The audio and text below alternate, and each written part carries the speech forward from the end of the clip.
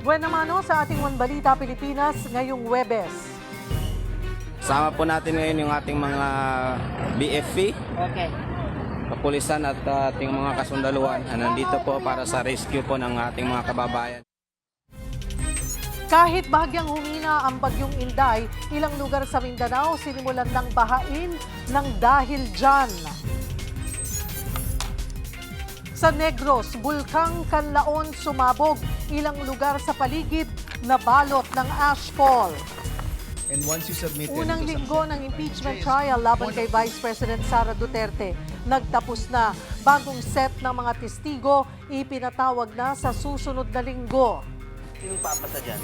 At teleseryeng pagtatambalan ni na James Reid, Catherine Bernardo at Maha Salvador. Malapit nyo nang mapanood dito sa Kapatid Network.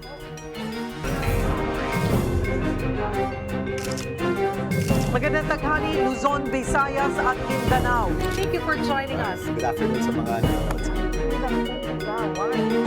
This has been like died. Ang uting utang, kumikita sa mga utang, walang Nagsana ang mga paluwa sa kanilang mga probinsya. Hola! One Balita, Pilipinas!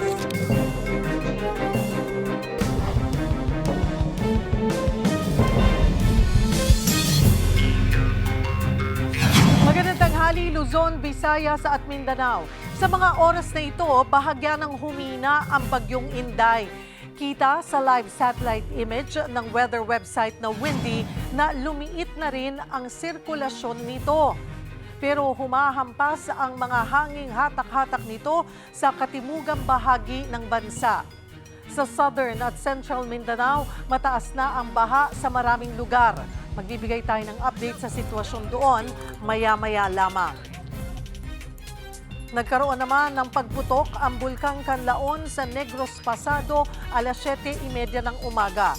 Tumagal ang explosive eruption ng 3 minuto. Nagdulot ito ng ashfall sa Canlaon City. Tila naging putik pa yan sa basang kalsada dahil sa pag-ulan.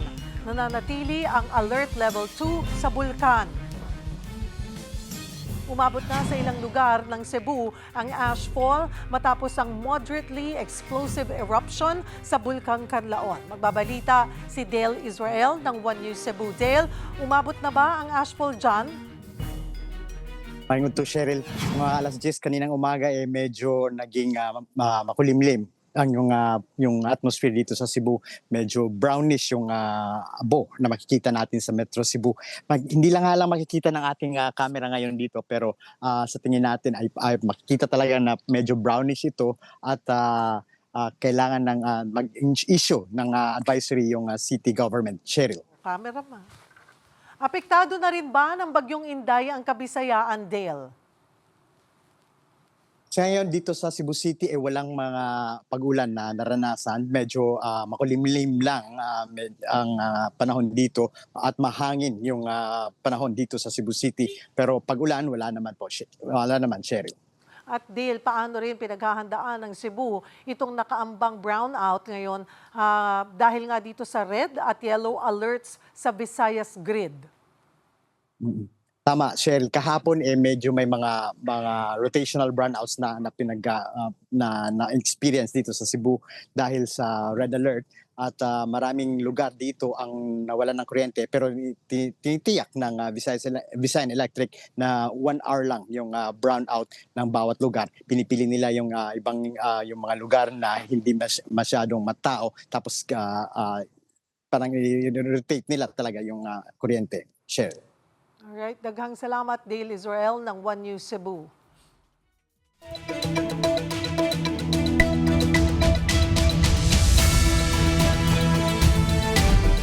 Walang bagong testigo na iniharap kahapon sa impeachment trial laban kay Vice President Sara Duterte. Ang sumalang sa pagtatanong ng kanyang defense team ang ahente ng NBI na bumusisi sa video ng bise na umano'y nagbanta kina Pangulong Bongbong Marcos. Para bigyan ng mukhang balita, Mobile Journal, Fatima Baduria.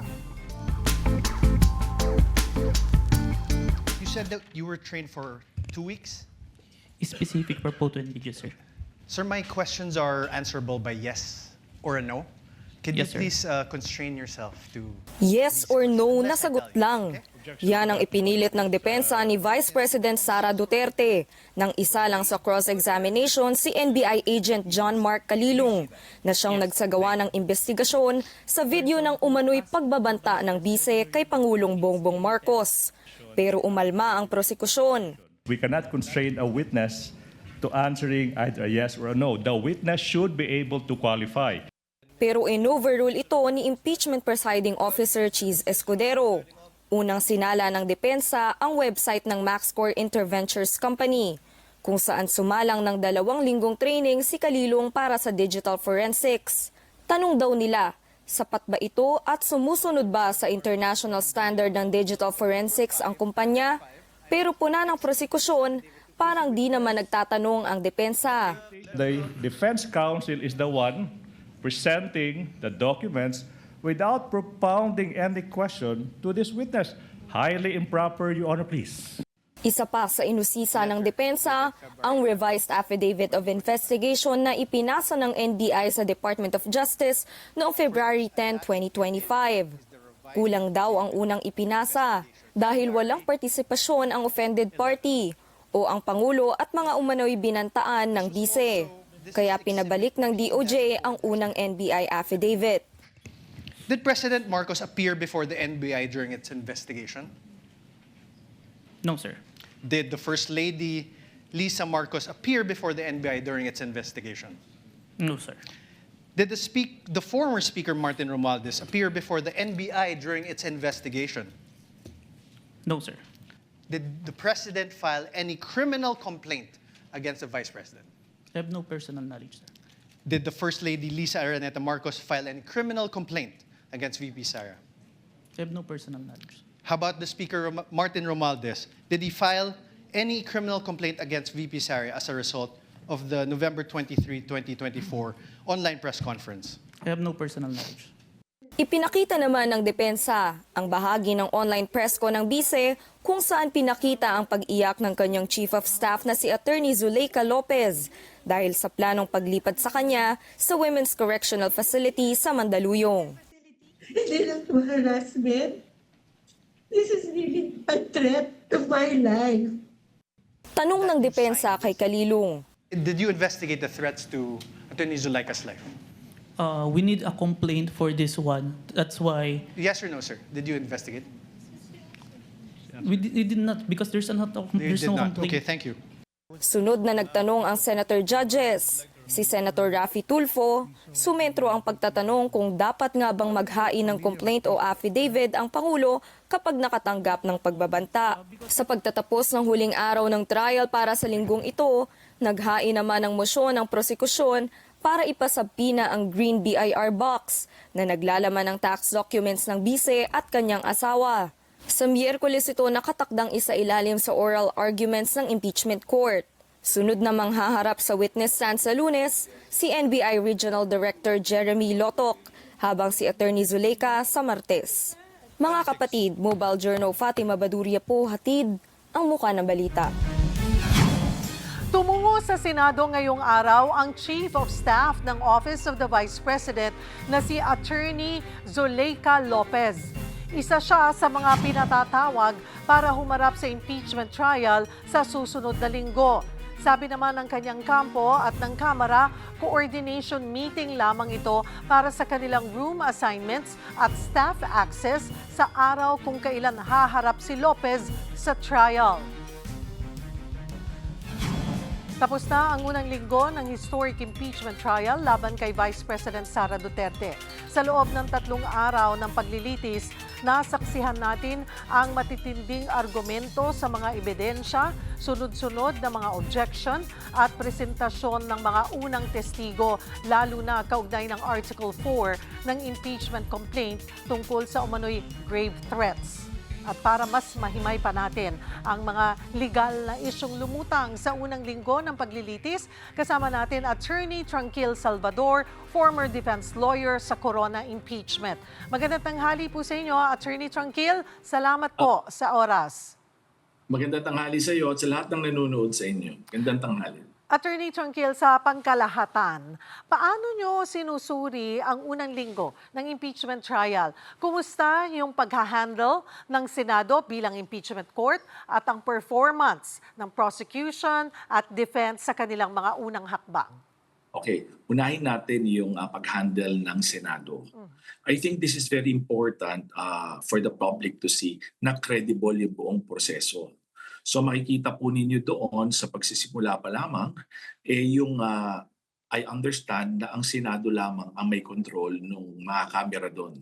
Kung kailan kukunin, hindi katulad ng araw kahit sino makapapasok lamang. So yun ay maganda. Dahil ibig sabihin, iisang kamera lamang or yung kamera ay nasa kontrol ng Senado.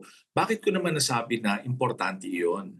Kasi hindi po ito isang teleserye, hindi po ito isang movie na kung saan yung mga reaksyon ng bawat mukha ng mga tao sa gallery, yung reaksyon ng ibang mga prosecutor or mga defense lawyer, even mga senador ay hindi. Nakatutok siya doon sa mga taong nagsasalita lamang.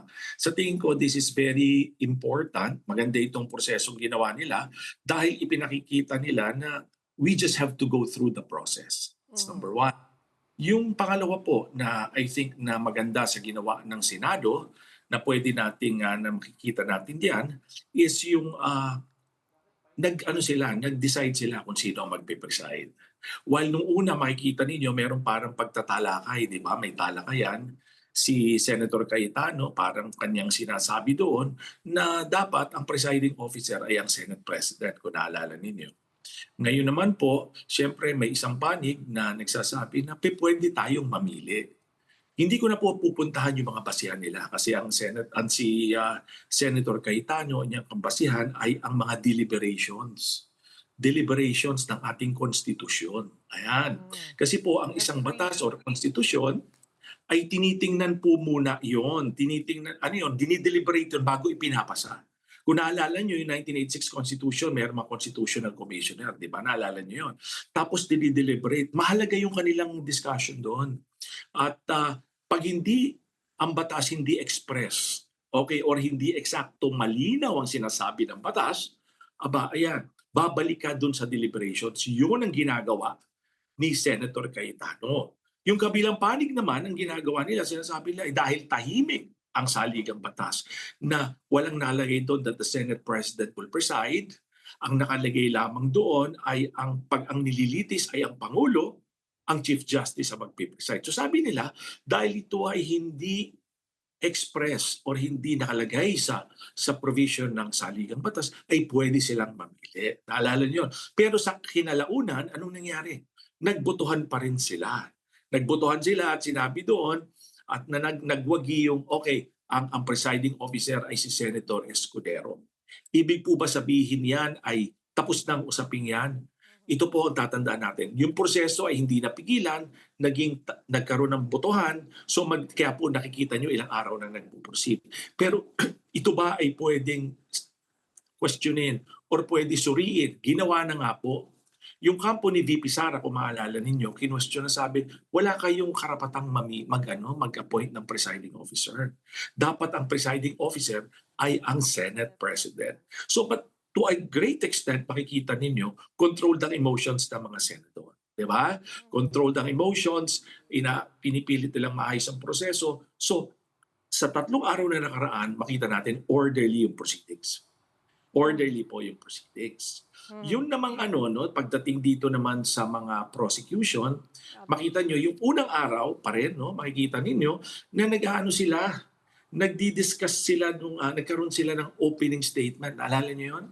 Nagkaroon po silang opening statement. Ang prosecution ay nagkaroon ng opening statement at ang depensa ay nagkaroon ng opening statement. Kung babalikan niyo, nagbigay ng opening statement sa prosecution ay si Congresswoman Luis. Opo. At yun, ano ba ang purpose na isang opening statement? Para bigyan kayo ng parang ideya o sneak peek kung paano nila hawakan ang kaso, kung paano sila mag-a-advance sa kaso nila. Pero makikita niyo na yung kanyang opening statement would also want to capture the interests of the gallery and us the public because they made mention ng mga kababayan natin magsasaka, mga kababayan natin OFW, at yung mga kababayan natin nangangailangan ng suporta, financial. So parang sinasabi nila, kakapit dito is dapat yung accountability, di ba? Yung paghawak ng pera ng mamamayan. So doon nila dinadala yung discussion yon.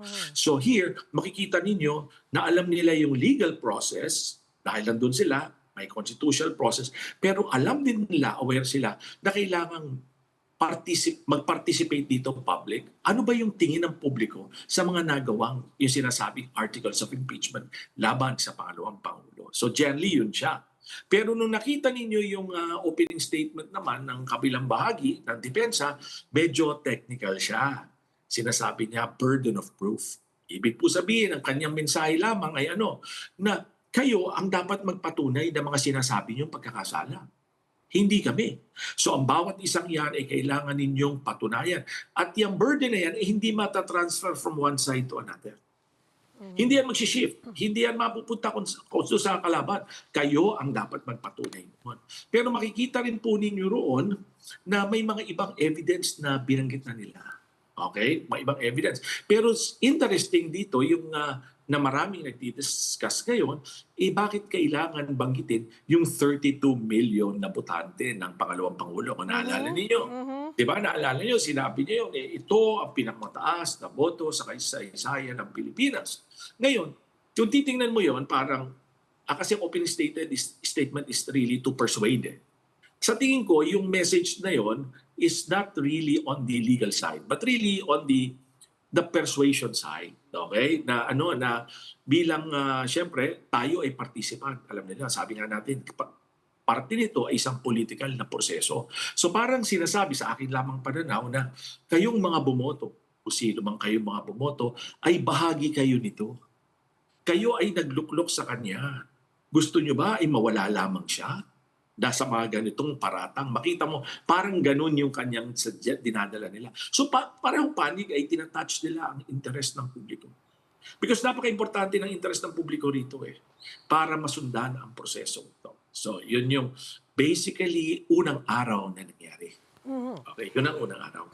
Attorney Tranquil, in hindsight, tama ba yung naging desisyon ng prosecution na simulan yung kanilang presentasyon sa Article 4 o itong ang umano'y grave threats? Sa nakita natin, nakatulong ba ito para agad maitayo ang kanilang kaso?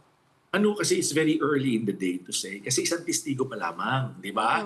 Kasi yung articles, maraming testigo po yan. Hindi lamang isa. So, kaya hindi pa po natin masasabi yung naitayo ba yung kaso nila, ganun po yun. Ang kailangan na, at mabuti rin may paliwanag natin dahil sa katanungan yung iyon, ano ba yung duty ng mga senator judges? Sila ba ay habang nakaupo doon, merong points, 1, 2, magandang sagot na yan 3 points. Hindi po. Kasi po sila ay makikinig at sila ay susuriin nila. Sila ang maninimbang. Yan po ang mabigat sa isang sistemang katulad ito. Pati kahit po sa hukuman. Kasi hindi natin makikita kung paano yung sa isipan ng tao. Ang importante, ma-persuade. Kaya tingnan nyo, pinipilit nila i-persuade, di ba? So, kaya nga sinasabi ko, ang paalala ko, nagsisimula pa lamang, isang testigo pa lamang, pero mamaya titingnan natin kung ano ba ang napresenta nila, ano bang napatunayan nila, di ba? Pero yung masabi natin na, ano na ba, umuusal na ba, o maganda na ba yung, kanilang ebidensya, hindi pa po, nagsisimula pa lamang, di po ba? Andun pa lamang sa bahagi yun. Pero yung punto na, yung po bang mga ebidensya ay nailatag nila, yan, tingnan natin, no? Nasabi ko sa inyo na ang titimbang niyan, Senator Judges, no, na hindi siya quantifiable. Pag tiningnan niyo po yon, ang unang testigo nila ay si Calilong, NBI agent Calilong. Pag makikita niyo to, minsan ho kasi ang tao dahil very legal no? Lalo na pag yung simula pa lamang nagsalita yung magpipresentang abogado, sabi niya, ang tawag po doon ay offer of testimonial evidence. Ano pong ibig sabihin ng offer of testimonial evidence na yun? Ibig po sabihin doon na yung offer of testimonial evidence na ito yung mga isasalaysay niya, ito ang kanyang patutunayan. Kung maalala nyo, yun muna, nagsalita yung abogado niya. Ang tawag po doon sa evidence ay offer of testimonial evidence. Yun po ay required ng ating rule on evidence. Kasi po, titingnan, baka naman sang-ayon ba yung kalaban o hindi sang-ayon. At nakita nyo nag-object sila. Subalit ka, di ba, sabi nila, ito ite-testify niya, nag-object sila, pero ano sinabi ng hukuman, ng presiding officer, sige, proceed na lang tayo. Proceed muna tayo, di ba? Proceed. So kaya nakita nyo, nag-testify siya. Makikita nyo, sa kabuuan ng isang araw, nung second day, pag makikita ninyo, sa kabuuan nun, talagang testimonya lamang ni Calilong, di ba? Tinatanong siya ng kanyang abogado, ng prosecution lawyer. Ngayon, makikita nyo kung nasubaybayan nyo ito, mahaba ito, umabot ito ng halos alas 7 ng gabi, di ba? Kung makikita nyo ito, yung first part niyan, yung iba ang feeling na, bakit kailangan pa dumaan doon? Napaka-technical, dumaan doon sa yung video, di ba, paano niya in-access, saan niya luha, nilagay niya sa USB. Maikli na nga itong paliwanag ko di ba? Tapos may narinig pa kayo sa Meta, kinonfirm yun, sinertify, kasi nga in-access niya online Ngayon, ang tanong, kasi anong gusto niya patunayan doon? Gusto lang pakita na authentic yung video na yun. Na maaaring kahit hindi ito nanggaling doon sa mga grupong parte na meeting, ito yung authentic kasi in-upload niya Kaya yung Meta na meron ba siyang algorithm, meron ba siyang engagement, kaya sila kumuha ng certification. So yung process na yun, ang tawag po doon ay authentication. Bakit kailangan tumaan sa prosesong yun bago ipalabas yung video? Kasi po kailangan yun, bago ipalabas ang video, ang tawag po doon sa evidence ay laying the foundation. Yes. Laying the foundation para po masabi na yung video na yan ay totoo. Yung video na yan ay authentic. Yung video na po yan ay hindi na dot-dot. Yung video na yan hindi na splice, hindi na bawasan, hindi na dagdagan. Yun po ang purpose doon. So nung nalampasan na nila yung prosesong yon, doon na natanda ninyo, doon na pinalabas yung Video. Okay? Pero bago ipinalabas yung video, hindi ba nagkaroon pa ng konting argumento doon, ang sabi nila, dalawang oras yan, di ba sabi ng defense? 2 oras yan. Bakit ang ipakikita mo lamang ay 2 minutes and 18 seconds? So, object doon ang defense. Sabi niya, yan dapat yung buo 2 oras. So siyempre, doon sila nagtalakayan, sinabi ng prosecution lawyer, sabi niya, kami naman ay may karapatan kung paano namin ipipresenta. Kayo ay may panahon para ipresenta nyo. Kung gusto nyo pakita yung 2 oras na yun, pakita ninyo. Na hindi naman nila ginawa or hindi natin alam kung gagawin nga. Opo, sa kasi yan yung presentation ng depensa mamaya, later pa yun. Kasi cross-examination lang yung kahapon. Cross-examination lamang. So makikita nyo, so long and short of it, at that point, pinayagan siya 2 minutes and 18 seconds. No, bakit ang prosecution ganun lang kay Clay? Siyempre, they would want to catch the interest of the public. Yung sa tingin lang nila, yung relevant, yun lang papakita namin, di ba? Yung galit ka, yung nanggigigil ka, nagagaliiti ka, yun lang mapapakita namin. Di ba? Kaya yung kabila, gusto nila 2 hours para mapakita ang konteksto. Bakit ba siya galit? Bakit ba siya nanggigigil? Di ba? Talaga ba yun gusto niyang mangyari, yung sinabi niya, di ba? Ganun yung doon, kaya na pinipilit. Pero patapos doon, sinabi nung discussion yun, sinabi ng presiding officer, sige, 2 minutes. Besides yan 2 minutes na yan, 18 seconds. Besides, kasi pag pinatakbo mo ng 2 oras, for purposes of the public, tayo na nanonood. Ang haba nun, para ka nanonood ng Pero sinabi rin ni presiding officer Senator Cheese Escudero, pag panahon na ng defense, kung gusto nyo ipalabas yung 2 hours, hindi sila kukontrahin. Papayagan naman din sila. Yes. Kaya lang siyempre, mo doon, attention span Yes. Hindi lang attention span ng senators. Attention span ng nagsusubay. Attorney Tranquil, kung kayo rin yung nasa defense, would you want to roll the entire 2 hours? Depende kung ano objective. Alam mo yan? Depende. Kasi tandaan nyo, strategic na yan, yung pag-iinla. Pwede strategic na yan para, kasi pag niran mo ng 2 minutes, baka maputol ang trend of thought nung nagpipresenta Makalimutan na yung mga nasabi, mapatungan na yung idea na yan, di ba? So, depende yon sa assessment mo. Gusto mo ba yung ganon? Or gusto mo na sa cross-examination mo na lang haharapin? Pero syempre, nakita nyo nga, sabi ng presiding officer, sige sa cross-examination, anong gagawin nyo later kung kayo magpipresenta? Pag-usapan So, na... Oh, go ahead, attorney. Sorry. yung ano na yan, 'di ba, para lang na mabuo natin, no? Tapos doon, tinanong pa siya ng mga yung mga agencies ng government, 'di ba, na nagbigay ng statement diyan. At tinanong rin siya diyan kung meron bang complaint. Naalala niyo, yung pinaran mo kanina, may complaint ba yung pangulo? May complaint ba yung kanyang may bahay, ang first lady? May complaint ba ang tawag dito, ang dating speaker? Pero pag titingnan niyo po yan, okay, pag titingnan niyo yan, yung complaint, tandaan nyo, the president is the highest officer of the land. So talagang NBI may karapatan na motu proprio sa kanyang initiative. No? Delikado ito ba? Ganon. So may sila dyan na pwede lang suriin. Di ba? Pwede lang suriin.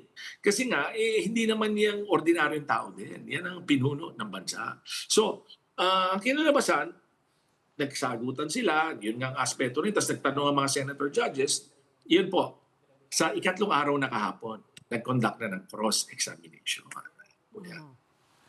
Puntahan naman natin yung depensa. Yun nga, yung paano nyo susuriin yung kanilang cross-examination sa unang witness? Sa tingin nyo, may mahahalagang punto ba silang naitanim para questionin yung bigat ng mga ebidensya, maging yung kredibilidad, kakayanan noong witness? Okay, Kuya. Siguro mas maganda, paliwanag muna natin doon sa mga nanonood sa'yo. Ano yung cross-examination? Because we always hear what cross-examination is, di ba? Tapos, ang alam lang natin, tatanungin rin. Kasi po yan sa pagsapat sa eskwela, nakalagay po yan sa Rules of Court, sa Rule 132, kung di ako nagkakamali, Section 5, yung ano ba ang purpose ng isang cross-examination? Ang purpose po ng isang cross-examination is para matest ang freedom from prejudice, interest, and bias ng isang testigo and vice versa. So sa madaling salita, ang purpose ng cross-examination ay dalawa. To impeach at pangalawa ay to elicit. Pwede ka magtanong. Pero bihira po, makita nyo, bihira ang nagtatanong kasi hindi mo testigo yan. Di pag pinagtatanong mo lang, what, when, how, where, magpapaliwanag siya kasi hindi mo testigo eh. Kita nyo yung kaninang footage sa pilalabas nyo, sabi, just answer yes or no. Kasi yun hindi, pwedeng magtanong ng leading question ang depensa kasi nagko-conduct siya ng cross-examination. Di ba? So ang purpose ng impeach, number one, to establish that his general reputation for truth, honesty, integrity, bad. Ibig sabihin, huwag niyong pagtiwalaan yan. Yan ay sinungaling. Pangalawa, prior inconsistent statement. Mga sa ibang panahon, Ano yung 5? hello? Okay. Go ahead. Yung prior inconsistent statement po, ay yung may mga pagkakataon na may nasabi siya noon. Na ngayon, dyan sa witness stand, inconsistent, pwede siya i-confront doon. Tapos may contrary evidence pa po yun. May nakita, i-confront siya. Nakita nyo kahapon, nung yung sinasabi, yung parang inconsistent, di ba? Tapos may pinababasa sa kanyang portion ng affidavit. So yung ginagawa doon, hina-highlight ng depensa, yung pabor sa kanila. Kasi nung unang araw na presenta na ng prosecution ng kanila, ina-highlight niya yun, binabasa niya isa-isa. Anong purpose doon? So that it will be on the record at aangat siya. Siyempre sa ating mga mamamayan, lalo na pag yung hindi naman tayo pa nakapanood dito, parang haba naman ng proseso. Tanong ng tanong, tapos yung papel, hindi ko rin naman naiintindihan masyado. Di ba yung ganon? So pero, kailangan pong daanan yan para suriin yung kredibilidad ng testigong yan. At kung yung kanyang testimony... Defense, Attorney Tranquil. Kasi hindi ko ang sinasabi ay hindi naman, kumbaga hindi naman na rattle yung testigo. Kasi yan kasama yan kunyari yung composure. Yes. Okay? Composure. Kasi kasama yan sa kabuuan ng inoobserba ng judge. Nasagot ba niya yung mga tanong? May composure ba siya? Diba? Yung sabi mo nga, hindi ba siya na-rattle? Mukha ba makatotohanan yung kanyang paliwanag? So lahat ng yun ay titingnan nila. Pero syempre, cross-examination, pipiliting durugin ganun. Nadurog nga ba nila? Nakatulong ba yung pag-cross-examine nila sa kanilang kung side? may mga punto siyang establish na inconsistent, meron siya mga pinasok na iba sa context, di ba? Nag-run siya ng portion ng video na hindi nira ng prosecution.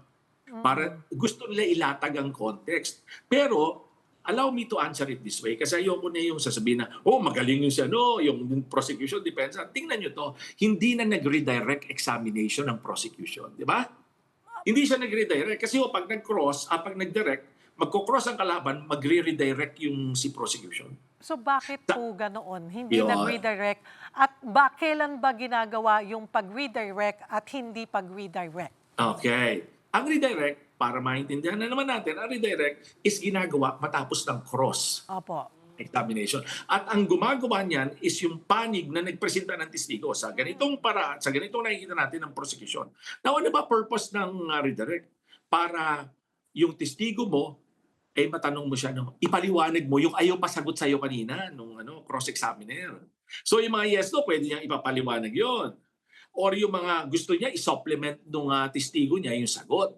Pero makikita niyo kahapon, hindi na yan. Naalala niyo? Sabi niya, hindi na ho kami mag-redirect, right? Ngayon, sa aming mga practitioner, ang dahilan kung minsan bakit kami hindi nagre-redirect, sa tingin namin, una, wala naman na, palagi ko, wala naman punto na mabigat na na-establish laban sa amin. Okay, isa yon. So nasa isip yan ng prosecution lawyer, maaari. Pangalawa ay maaaring sasabihin natin, kung may punto man siya, puntong iilan, hindi ko na yan aalaw na makutkot pa. So pababayaan ko na lang yan. Kasi sa tingin ko hindi naman probably as damaging, di ba? So hindi na ako magre-redirect. Ganon. So yun yung purpose. Kadalasan yan yung mga dahilan kung bakit hindi ginagawa yun. Ng mga abogado, hanggat cross lang tapos. So doon natapos yun. Opo. Isa pa sa napansin po, yung napanood natin, may mga pagkakataong nagtatanong ang depensa pero bigla ring wini-withdraw ang tanong. Karaniwan ba ito sa malaking kaso? Anong courtroom strategy ang maaaring nasa likod ng ganitong taktika? Alam niyo, yung ano kasi. At Sige po. isa pa, Attorney Tranquil, yung sinabihan niya yung testigo ng depensa na ang pwede lamang isagot ay yes or no. Yes. Eh, Kasi nga ho, alam niyo sa maraming librong mababasa ninyo, kailangan kasi pag cross-examiner ka, dadalin mo lang siya doon sa gusto mong sagot. Kasi ikaw cross-examiner. At ayon sa rules of court mismo, kung di ako nagkakamali, ang rule 132, section 10 or 11, sa cross-examination, pwede ka magtanong ng leading question. Kaya lang sa atin, di ba, parang dapat pinapaliwanag yun eh. Di ba? Dapat inalaw magpaliwanag yun. So, yung mga challenges dyan para sa mga ordinaryong mamamayan na wala masyadong legal background. Akala minsan pinahihirapan, minsan ayaw pasagutin, di ba ganon? Mga ganon. So yun ang mga challenges dyan. Kaya kita nyo, kung di ako nagkakamali, may senador na nagsabi na let us just allow it to process, di ba? Let us kasi baka tumatagal. May punto rin siya, kaya lang nga, para paliwanag natin, ang purpose kaya kasi kung ba't ino-authenticate, sinusuri ang bawat dokumento. Kasi para yung i-examine lamang ng mga senator judges sa kanilang pagdidesisyon ay yun lamang na authentic, totoo, hindi fake. Okay? At yung mga pumirma dun ay mga totoong tao. Ganun yun. Kaya minsan sa atin parang napaka-burdensome, napaka-tedious ng process. Anong mga mahalaga mo dito? Isa po sa pinakamadalas na pagtalunan din, yung paggamit ng mga photocopy ng mga dokumento. Maaari po ba ninyong ipaliwanag sa ating mga manonood kung kailan pinapayagan ng photocopy bilang ebidensya at kailan talagang kailangan ang original na dokumento? Ayan, maganda po yung katanungan ninyo. Ang rule po dyan, inamyenda po yan ng 2019. Ang definition po kasi ngayon ng original ay kasama ang photocopy. At dinesisyon, basta walang authentic question sa kanyang authenticity. Listen to that phrase po. There is no genuine question as to its authenticity. Nakalagay yan sa 2019 amendment ng Rule 130 pagdating sa ang original. And recently, hindi siguro aabot ng 2 taon, nag-desisyon ng Korte Suprema na sinasabi, pwede ang photocopy. Basta walang genuine question sa kanyang authenticity. So makikita mo, nagbabanggaan yung posisyon nila. So yung prosecution sinasabi, allowed na photocopy. Which is totoo naman. Kaya lang, sabi ng depensa, sandali lang. Yung photocopy mo, ay di ba sinasabi ko yung pahinang ganito, hindi consistent, yung mga attachment, hindi ganito, parang iba ito, doon sa minarkahan nyo. So he's putting a genuine question on its authenticity. Pero nevertheless, inallow ng presiding officer na mag-proceed. Okay? Inalaw niya mag-proceed. So, nagtuloy ang tanungan sa dokumentong yon. So, yun ang rule pagdating dyan. Attorney Tranquil, ang dami pa nating pwedeng himayin dito sa unang linggo pa lamang ng impeachment trial. Bitin na bitin tayo sa oras. Pero ito po, sa pagpasok sa ikalawang linggo ng paglilitis, ano yung mga legal adjustments ang inaasahan yung gagawin ng prosecution at defense? At ano yung mga mahahalagang senyales na dapat abangan ng publiko upang makita kung sino ang unti-unting nakakabuo ng mas matibay na kaso? And also, ihabol ko rin, attorney, yung kahalagahan ng iba kasi pinupuna na mga nag-i-English kasi na sana ay mas, kung kakayanin, ay mas Filipino sana yung salitang gamitin nila para mas maraming makaintindi. So, address muna natin yung lingwahe. Pag may hindi ako nasagot, balikan mo ha. Yung unang yung lingwahe kasi sa courtroom natin, generally, pati yung court records natin ay English. Kaya ang mga abogado sanay doon sa English. Hindi dahil sa ayaw nila, kundi yung parang sa husgado ay sa hukuman na yung nakasanayan nila. Ngayon, pwede ba silang managalog? Bakit hindi? Okay, kasi iba nga ito eh. Ibang proseso ito. This is an impeachment trial. At marami nagsasabi para mas maintindihan namin. Di ba? Mas maintindihan namin, Tagalogin ninyo. Ngayon, isasabi mo naman sa pagpasok ng linggong ito, di ba? Andyan yung prosecution. Ano ba yung mga adjustments? Sa tingin ko ang prosecution sa tingin nila as ayon sa experience dahil nga nailatag na, kumbaga naging buo yung presentasyon ng kanilang testigo. I think sa tingin nila, ayos kami, napresenta namin. Hindi naman kami napigilan, di ba? So sa tingin nila, I think kung makikita nyo, medyo mataas ang moral nila kasi napresenta namin yan. So pero, bago ko kayo bago sa madala kung saan, tandaan nyo, para itong puzzle. Isang bahagi pa lamang ang pinipaint nila. Anong pinaint nila? Na mayroong video, na authenticate yung video na totoo. Yun ang yun ang gusto nilang patunayan. At yung testimonya nung testigo na sinasabi anong nilalaman ng video. Anong kanya narinig at anong mga hakbang na susunod. Hanggang doon pala.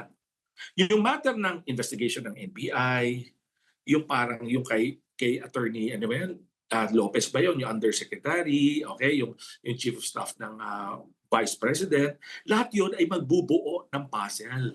Ano ba yung ultimately na objective ng prosecution? Ang objective ng prosecution ay mapakita yun ay isang impeachable offense.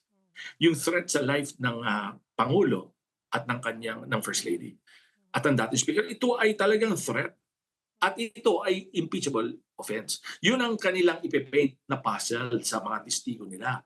Doon naman sa sa depensa, ang ipipaint naman ng depensa dyan ay hindi yan sapat na article of impeachment. Hindi yan sapat para maging batayan, yung artikulo na yan, para tanggalin ang pangalawang Pangulo. Yun yung. Kaya kita nyo, may mga nagsasabi, nung binigyan sila ng closing statement, ang depensa, sabi nila, yung kaso na yan sa first level court fina-file, di ba?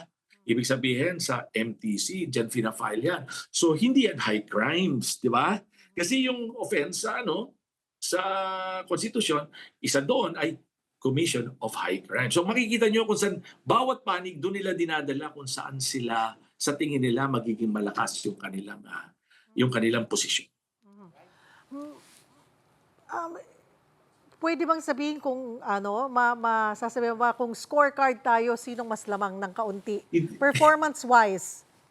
Sinasabi ko nga sa'yo, kung hindi natin ginagawa scorecard kahit sa court, kaya nga hindi ko ginagawa. Kasi, alam mo, sorry kasi hindi namin ginagawa. Kasi pag nagili ako ng scorecard, yan ang lalabas. Kasi hindi talaga sa hukuman. Kahit ang judge, poker face yun. Kita mo kahit doon sa senator sa kalagay, yung merito ng kaso hindi mo pag-uusapan. Ang senators, hindi dapat. At yung mga participant dyan, hindi dapat. Hindi rin lalo tayo dapat. Di ba? Ang kailangan natin, bigyan natin ng guidance ang ating mga kababayan, kung ano yung dapat nilang bantayan. At the same time, siyempre yung performance as a whole, yung maayos ba yung composure, nakapagpresenta ba ng testigo, kita naman nila yun eh. Alam niyo, kita naman nila eh. Yan, titingnan natin sa mga susunod na araw. At may mga araw pang susunod na pagsasama natin, Attorney Tranquil. For now, marami pong salamat sa inyong oras, Attorney Tranquil Salvador. Susunod, Ilang lugar sa Mindanao binaha kahit walang wind signals doon dahil sa Typhoon Inday. Ang update sa bagyong Inday mula sa Pag-asa. Yan at iba pa sa pagbabalik ng One Balita, Pilipinas.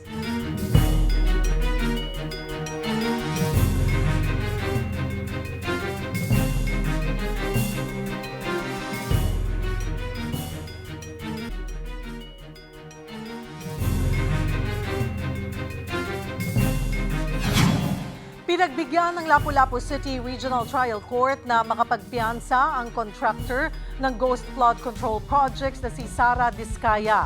1 million pesos ang itinakdang piansa kaugnay ng umano'y falsification of public documents sa isang ghost project sa Davao Occidental. Pinagbigyan din ng 300,000 pesos na piansa ang kapwa niyang akusadong si Zar Ryan Ubugen, habang denied ang petition for bail ng 8 iba pa. Sa July 7 resolution ng Korte, nakasaad na hindi sapat ang ebidensya ng prosecution para patunayan na nakipagsabuatan si Diskaya sa proyekto. Pero naglagay din ng attachment ang presiding judge sa resolusyon na ang desisyong ito ay hindi upang tuluyang maabsuelto si Diskaya, kundi para rebyuhin at palakasin pa ng pamahalaan ang kaso. Bukas inaasahan na ang bulto ng mga pag-ulan sa southwestern part ng Luzon kabilang sa Mindoro provinces. Sa Occidental Mindoro, nakataas na ang blue alert. Magbabalita si Mon Gualvez. Mon, kumusta ang lagay ng panahon dyan?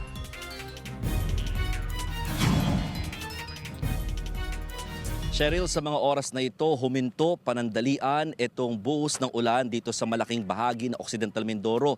Pero nananatiling madilim itong kalangitan na nagbabadya ng may malakas na ulan pa na posibleng ibuhos itong langit dito sa malaking bahagi ng probinsya.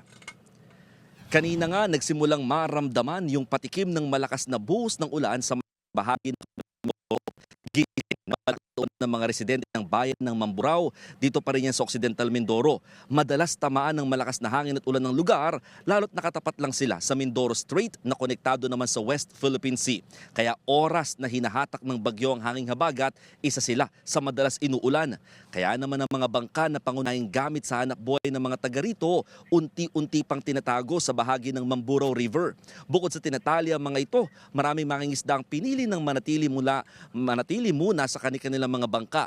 Yan ay para mabantayan at magawan daw ng paraan oras sa tumaas ang level ng tubig sa mga ilog. Isa kasi ito sa pinoproblema sa probinsya. Halos lahat ng mga ilog mababaw na at mabilis umapaw na nagre-resulta naman sa mga pagbaha. Ang masaklap, oras daw na magtuloy-tuloy ang mga pag-ulan, hindi malabong bahain ang lahat ng 11 bayan ng Occidental Mindoro. Nakataas na ang blue alert status sa probinsya. Ibig sabihin, naka-standby ang iba't ibang sangay ng pamahalaan at nakahanda oras na magpatupad naman ng preemptive at forced evacuation. Pag nagkataon kasi, aabot sa mahigit 2,000 pamilya o lampas 8,000 individual ang kailangang mailikas na pawang nakatira naman malapit sa mga ilog at iba pang mga coastal areas. Cheryl, dito sa bayan ng Sablayan, isa to sa pinakamalaking bayan na technically ng probinsya ng Occidental Mindoro na madalas talagang binabaha dahil low-lying itong bayan, lalo na doon sa 2 barangay na kanilang pinakabinabantayan na madalas na-isolate kapag talaga nagtuloy-tuloy ang buhos ng ulan. At isa pa sa mga pinaka-concern din dito ay yung mga tanim, no? Dahil itong Occidental Mindoro, ito yung tinatawag na rice granary ng Mimaropa dahil sa pinagkukunan talaga nila ito ng mga bigas. No? Pero sabi ng mga magsasaka na kausap namin, yung ulan, biyaya sa kanila yan, lalo katatanim pa lamang ng kanilang mga palay dito sa area. Ang problema kapag talagang natuloy-tuloy yung malakas na buhos ng ulan at talagang mababad itong mga tanim nila, posibleng mabulok lamang yung kanilang itinanim na mga palay dito sa lugar. At sa mga oras din na ito, nagkaroon ng mga limitadong biyahe ang mga barko dito sa Abra de Ilog Port, papunta ng Batangas at vice versa, pero ilang shipping lines lamang na malalaki yung pinayagan ng Philippine Coast Guard. Cheryl? Maraming salamat at mag-iingat kayo dyan, Mon Gualvez. Binaha ang malaking bahagi ng Maguindanao provinces dahil sa mga pag-ulan ngayong araw.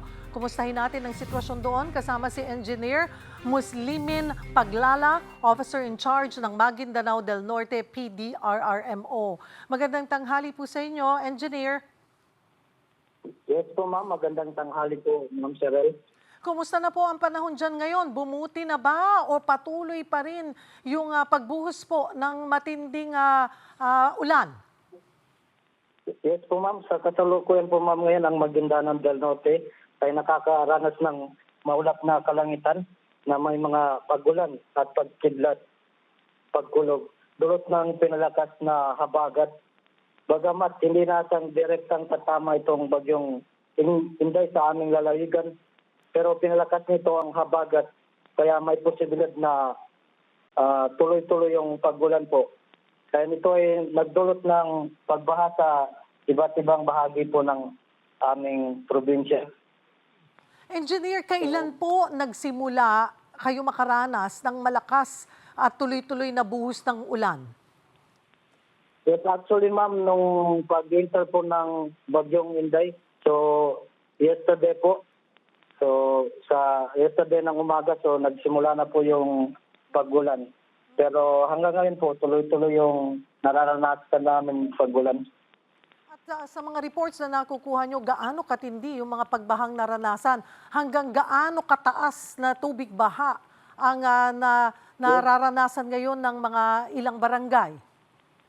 Yes po ma'am. Actually ma'am, yung iba hanggang leg po yung ibang municipality may mga flash flooded na po na naganap. And yung mga kalsada po ma'am, so not possible yung ibang kalsada po dito sa amin. So hanggang tuhod yung ibang municipality, yung iba hanggang leg. Gaano karaming barangay o munisipalidad dyan po sa inyong probinsya ang lubog sa tubig baha ngayon? Yes po ma'am, as of this report ma'am, yung report po sa amin may 3 pong municipality po ma'am na lubog na sa baha. Engineer, sabi niyo po 30? Sa 3 ma'am, 3 municipality. So 3 po ma'am, 3. 3. 3 munisipalidad ang lubog sa tubig baha. Yes po ma'am. Doon po sa mga barangay din o yung mga iba pang lugar? Yes po ma'am. Doon po sa included po yung mga barangay po ma'am. Ano po yun, Engineer? Yes po ma'am. Doon po sa mga barangay ma'am. So lubog na po ng baha. So ilang porsyento ng Maguindanao ang apektado po ng baha? As of this moment ma'am, mga nasa 30% po ma'am yung affected na municipalities. At kahapon pa lamang po, nagsisimula pa lamang ito, Engineer, itong mga nararanasan na tuloy-tuloy na pag-ulan sa inyong probinsya. So paano pinaghahandaan ito ng provincial government? May mga kinailangan bang i-rescue? Nakahanda ba ang mga evacuation centers? Nakapaghanda naman po ba ang inyong probinsya? Yes po ma'am, bilang tugon ng Provincial Disaster Risk Reduction and Management Office ay patuloy po kami nakikipag-ugnayan sa PAGGASA, then sa aming mga municipal DRRM office at iba pang mga ahensya upang masubaybayan ang sitwasyong ito. So nakahanda rin po ang aming Emergency Operation Center at ang mga response team kung sakaling kailangan magsagawa ng agarang pagdugon for preemptive condition. And the present. So yun lang po ma'am. May mga nauna na po bang report na casualty or nawawala? As of this moment, ma'am, wala pa pong reported. Pero may mga na-respond din na po tayo, ma'am, na particular sa municipality ng Parang and municipality ng Northern Kabuntalan. So may mga pamilya na affected family na po tayo, ma'am, na na-rescue para mapunta sa kanilang evacuation center. Sa kabuuan, sabi niyo po sa ngayon ay 30% na ng Maguindanao ang apektado. Ilang pamilya po ang pinag-uusapan natin dito? Yes ma'am, as of this moment, mga more or less, mga nasa 1,000 na po ma'am na family. Kamusta po ang linya ng kuryente, supply ng tubig at signal? Actually ma'am, ngayon yung signal na yung ibang lugar ma'am na brownout na ma'am. So far po, Yes, ma'am. sapat naman ba ang resources? May mga pantulong naman po, mga naka-preposition na po na mga ayuda kayo? Yes po ma'am. So sa ngayon po, naka-preposition na po kami ang gamit namin. Including din po yung mga food and non-food items. Marami pong salamat for the update, Engineer Muslimin Paglala, Officer in Charge ng Maguindanao del Norte, PDRRMO. Bahagyang humina ang bagyong Inday pero hanggang signal number 2 pa rin ang nakataas. Alamin natin ang update mula kay weather forecaster Dan Villamil. Dan, magandang tanghali. Magandang tanghali, Miss Cheryl at sa ating mga takasubaybay. Ano ang update sa bagyong Inday? Huling namataan yung sentro ng matanib bagyong Inday kaninang alas 10 ng umaga sa layong 865 kilometers silangan ng Hilagang Luzon. May taglay itong lakas ng hangin na malapit sa gitna na umaabot ng 165 kilometers per hour at pagbugso na umaabot ng 205 kilometers per hour. Sa kasalukuyan, gumagalaw ito northwestward sa bilis sa 15 kilometers per hour.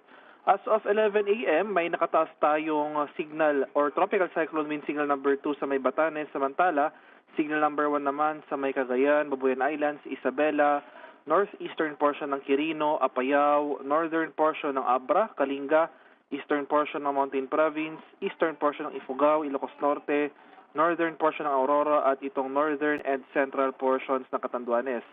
Kaya over these areas, saan po natin, maganda po tayo sa mga posibleng pagbugso ng hangin na dulot ng papalapit na bagyo.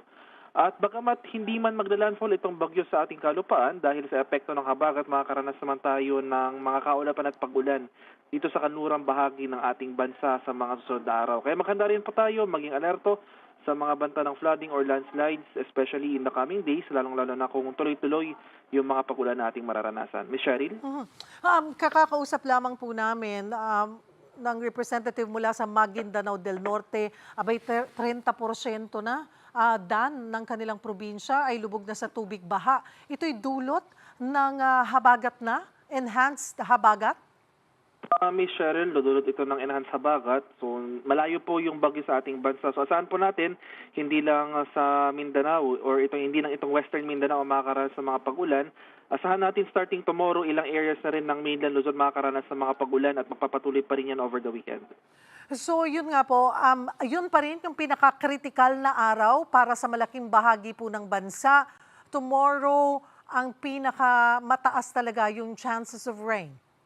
Yes po, tomorrow until Saturday. No? So for now, as we speak, yung mga pag-ulan concentrated lamang dito sa western portion ng Visayas and Mindanao, portions rin po ng Mimaropa. Pero yung rainfall distribution na ito ay mag-shift po northward or tataas yung mga pag-ulan na ito towards the western Luzon starting tomorrow until over the weekend. So ito po ang ulitin lamang natin, Dan, yung mga probinsya na dapat maghanda sa tuloy-tuloy na buhos ng ulan.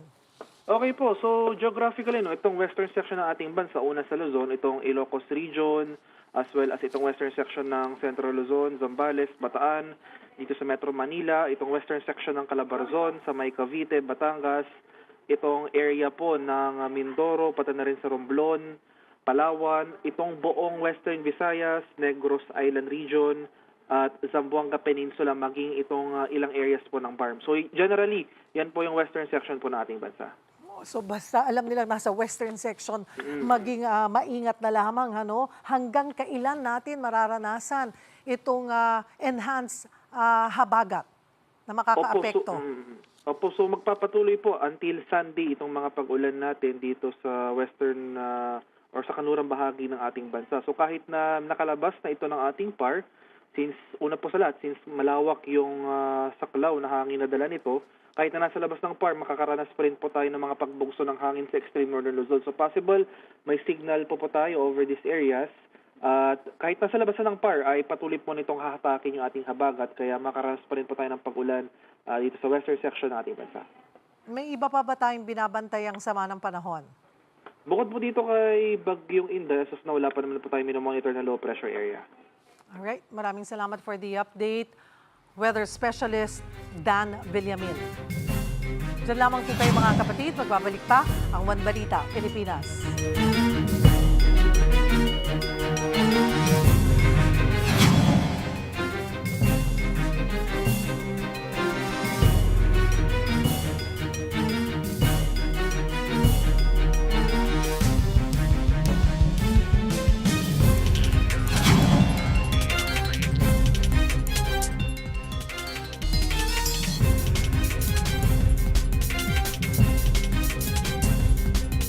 At yan po ang mga bumabanderang balita at public service sa inyong tunay na kasalo sa tanghali. Hanggang bukas, dito sa Balita magpapabusog sa inyong kaalaman. Ako po si Cheryl Cosip. Kami ang inyong kapatid sa public service. 1PH Teleserbisyo para sa Pilipino.